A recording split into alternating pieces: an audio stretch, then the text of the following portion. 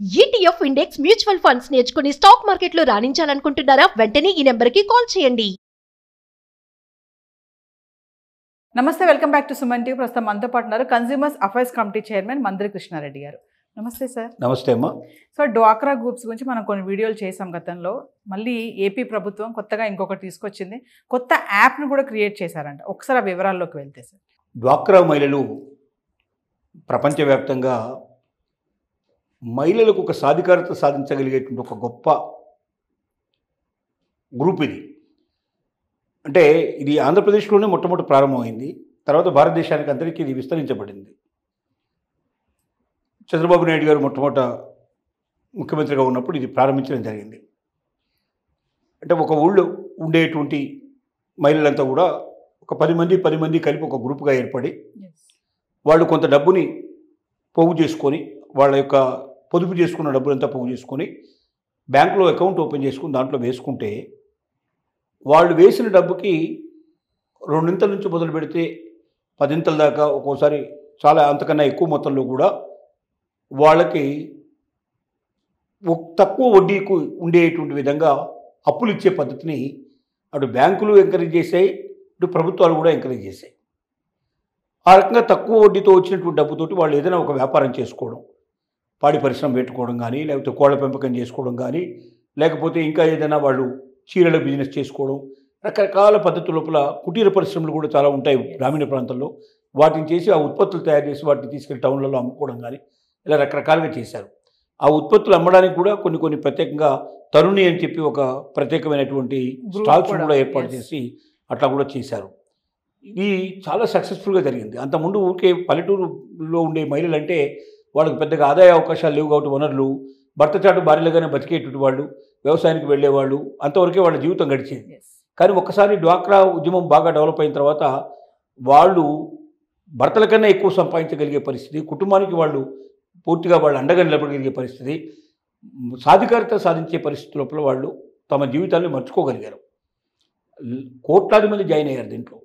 1 కోటి మందికి పైగా మనకు ఆ రాష్ట్రంలో కానీ, తెలంగాణలో కానీ, ఆంధ్రలో కానీ ఇవాళ 1 కోటి మందికి పైగా మహిళలు దీంట్లో ఉన్నారు. 1 కోటి మందికి మహిళలు ఉండడం వల్ల ఏమవుతుందంటే ఇది మొత్తం ప్రపంచంలోనే మహిళలకు సంబంధించిన దాంట్లో అత్యధికమైనటువంటి విజయం సాధించేటువంటి దాకా వెళ్ళిపోయింది. దీంట్లో కొన్ని ప్రాబ్లమ్స్కు వాళ్ళు ఫేస్ చేసే పరిస్థితులు ఏర్పడ్డాయి. దాంట్లో ముఖ్యమైన ప్రాబ్లం ఏంటంటే వాళ్ళు తిరిగి డబ్బు చెల్లించడం, డైరెక్ట్గా తీసుకెళ్లి బ్యాంకులో చెల్లించకుండా విఏఓ, విలేజ్ అసిస్టెంట్ ఆఫీసర్ ఎవరుతున్నారో వాళ్ళ చేతికి ఇచ్చేవాళ్ళు. వాళ్ళు గ్రామ సంఘాల ద్వారా దీన్ని బ్యాంకులకు చెల్లించేటువంటి పద్ధతి ఏర్పాటు చేశారు. ఎందుకంటే ఒకదాన్ని కాకుండా అన్నిటికీ కలిపి ఒకేసారి పే చేసేటువంటి పద్ధతులు వాళ్ళు ఏర్పాటు చేసుకున్నారు. బ్యాంకు నుంచి డబ్బు ఇచ్చేటప్పుడు కూడా వీళ్ళకి డైరెక్ట్గా ఇవ్వరు, వీళ్ళ ద్వారా వస్తాయి అన్నట్టు. మొత్తం టోటల్గా గ్రామ సంఘాలు విఏఓల ద్వారా వీళ్ళకి మొత్తం టోటల్గా శాంక్షన్స్ అనేవి వచ్చేస్తాయి. ఎలాగైతే వస్తాయో అలాగే ఆ రూట్లోనే వాళ్ళు తిరిగి డబ్బు చెల్లించడం మొదలుపెట్టారు. డబ్బు ఇచ్చేటప్పుడు కొన్ని అవకతవకలు జరిగాయి, కొన్నిసార్లు డబ్బు తిరిగి చెల్లించినప్పుడు మాత్రం చాలా మ్యాక్సిమం జరిగాయి. అంటే వీళ్ళు కొంతమంది విఏఓలే వాళ్ళ డబ్బులు వాడుకొని వాళ్ళు గ్రామ సంఘాలకు ఇవ్వకపోవడం, గ్రామ సంఘాలకు వెళ్ళిన తర్వాత వాళ్ళు అక్కడ వేరే దానికి దీన్ని డైవర్ట్ చేసేసి అవి చెల్లించకపోవడం, తద్వారా ఏమైంది వీళ్ళు సరిగ్గా పేమెంట్ చేయకపోవడం వల్ల బ్యాంకులు మళ్ళీ తిరిగి వీళ్ళు లోన్ పొందేటువంటి అవకాశాలు పోగొట్టుకున్నారు. తర్వాత వీళ్ళ మీద యాక్షన్ తీసుకోవడానికి కూడా సిద్ధపడ్డారు. తర్వాత ఎవరు తప్పు చేశారని తెలుసుకోవడానికి మళ్ళీ దానికి గవర్నమెంట్ నుంచి పర్మిషన్ పంపించి ఆఫీసర్స్ అంతా దాన్ని ఎంతగా ఎంక్వైరీ చేసి లాస్ట్ పట్టుకొని ఇదంతా చేసేవరకై సమయం 6 నెలలు, సంవత్సరం, 2 సంవత్సరాలు గడిచిపోయింది. ఈ లోపల వాళ్ళు ఎప్పుడైతే డిఫాల్ట్ అయిపోయారో వాళ్ళకు రావాల్సినటువంటి అవకాశాలన్నీ పోయినాయి. వాళ్ళు బాగుపడలేకపోయినారు, వాళ్ళు ఎదగాల్సినంత ఎదగలేకపోయారు. ఇలాంటివన్నీ ప్రాబ్లమ్స్ వచ్చాయి.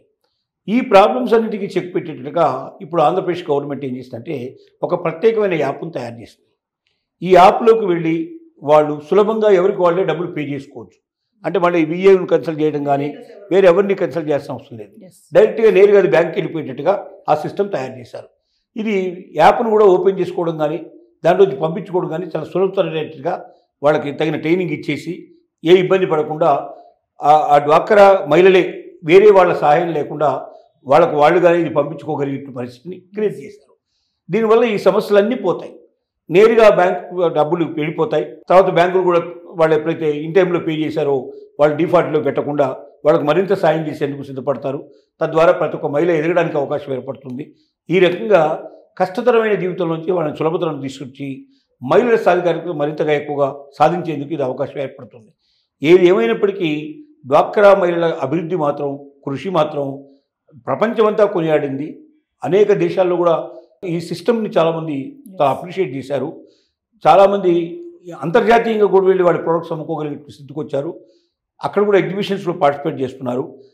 ఒక గ్రామీణ మహిళ ఒక అంతర్జాతీయ ఎగ్జిబిషన్లోకి వెళ్ళి తన ప్రోడక్ట్స్ అమ్ముకోగలిగే స్టేజ్కి రావడం అనేది చాలా గొప్ప విషయం. భాష రాని వాళ్ళకి కూడా అండగా ప్రభుత్వాలు నిలబడి ప్రభుత్వం తరపున ఆ భాష వచ్చినటువంటి వాళ్ళని పంపించి వాళ్ళకి అక్కడంతా ఎక్స్ప్లెయిన్ చేసి ఆ ప్రోడక్ట్స్ అన్నీ అమ్మేటట్టుగా ఏర్పాటు చేస్తున్నారు. వీళ్ళు చెప్పింది కూడా అక్కడ వాళ్ళకి అర్థమయ్యేటట్టుగా చెప్పడానికి ప్రయత్నం చేస్తున్నారు. అక్కడ టెలివిజన్స్లో కూడా మన వాళ్ళు కనబడేటువంటి స్థితికి వెళ్ళారు. అంటే ఒక సామాన్యమైనటువంటి మహిళ ఇంత గొప్ప పేరు ప్రఖ్యాతులు సంపాదించడానికి, ఇంతగా ఎదగడానికి చాలామంది దీంట్లో పారిశ్రామికవేత్తలుగా మారిపోయారు. వాళ్ళు కొన్ని వందల మందికి వాళ్ళ ఉపాధి కల్పించే పరిస్థితి ఏర్పడింది. ఇంత గొప్పగా రాణించడానికి కారణం డ్వాక్రా సంఘాలే. ఆ డ్వాక్రా సంఘాలని ప్రారంభించిన విధానం కానీ, అభివృద్ధి చేసిన విధానం కానీ ప్రపంచంతో కొనియాడింది. అది దానికి మనం అప్రిషియేట్ చేయాలి. వాళ్ళకున్న కష్టాలు కూడా ఇంకా ఏమైనా ఉంటే అవి తీర్చేట్టుగా ప్రభుత్వాలు తొందరగా ముందుకొచ్చి డబ్బులు ఇచ్చే దగ్గర కూడా వాళ్ళకి ఇబ్బంది కలగకుండా తొందరగా వచ్చి, ఎందుకంటే డ్వాక్రా మహిళలకు ఇచ్చిన డబ్బులు ఎక్కడికి పోవనేట్లు ఒక నమ్మకం ఏర్పడింది. మొత్తం అన్ని రకాల అప్పులు చూసుకున్నట్టయితే అత్యధికంగా వసూలు చేయబడ్డ డబ్బులు ఏదైనా ఉంటే అది డ్వాక్రాలోనే వసూలు కాబడ్డాయి. ఎందుకంటే మహిళలందరూ కూడా నీతిగా నిజాయితీగా తాము 4 డబ్బులు సంపాదించుకోవాలంటే తాము కట్టాలి ఈ టైంలోని కట్టుకుంటూ వెళ్ళారు. ఇది సక్సెస్ అయింది. ఇప్పుడు ఈ యాప్ రావడం వల్ల వాళ్ళకు కొన్ని కష్టాలు తొలగే అవకాశాలు ఏర్పడ్డాయి. అంటే ఇది మళ్ళీ ఆగస్ట్ నుంచి కూడా అమలు అవుతుందని చెప్తున్నారు సార్. అయితే ఈ డ్వాక్రాలో సార్ స్కామ్స్ కూడా జరుగుతాయా? ఛాన్సెస్ ఉంటాయా?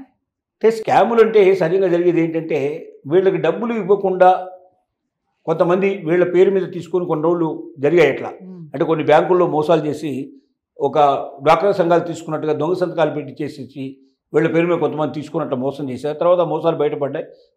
అవి జరగకుండా జాగ్రత్తలు తీసుకున్నారు. వీళ్ళకు వచ్చిన డబ్బుల్ని వీళ్ళు కట్టకుండా జరిగినవి చాలా తక్కువ, 1 or 2% ఉంటాయి కానీ అంతకన్నా ఉండవు. ఎందుకంటే ఒక మహిళ 2 మహిళలు అయితే ఏదైనా మోసం చేసే అవకాశం ఉంటుంది.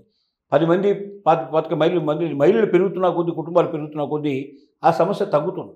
ఎందుకంటే అందరూ తలుచుకుంటేనే జరుగుతుంది. సాధ్యంగా చెడ్డ పేరు తెచ్చుకోవడానికి ఎవరు ప్రయత్నం చేయరు. ఒకసారి చెడ్డ పేరు వచ్చిన తర్వాత వాళ్ళకి అన్ని అవకాశాలు పోతాయి. ఇంట్లో వాళ్ళు కూడా వాళ్ళని నమ్మని పరిస్థితి ఏర్పడుతుంది. ఆ రకమైన మచ్చ తెచ్చుకోవడానికి ప్రయత్నం చేయరు. పురుషులతో పోలిస్తే మహిళలు చాలా పకడ్బందీగా వ్యాపారాలు చేస్తారు, చాలా పర్ఫెక్ట్గా చేస్తారు. వీళ్ళకి ఎక్కువగా బ్యాడ్ హ్యాబిట్స్ కూడా ఉండవు కాబట్టి ఎక్కువ వాటికి వాడుకునే అవకాశాలు కూడా ఉండవు. ఎంతసేపు తన కుటుంబాన్ని అభివృద్ధి చేసుకోవడం ఎట్లా, ఈ వ్యాపారాన్ని అభివృద్ధి చేయడం ఎట్లా, దీని ద్వారా కుటుంబానికి ఎట్లా సాయం చేయాలనే భావన తప్ప దాన్ని నాశనం చేసుకునే పరిస్థితి మాత్రం చాలా తక్కువగా ఉంటుంది. Thank you sir.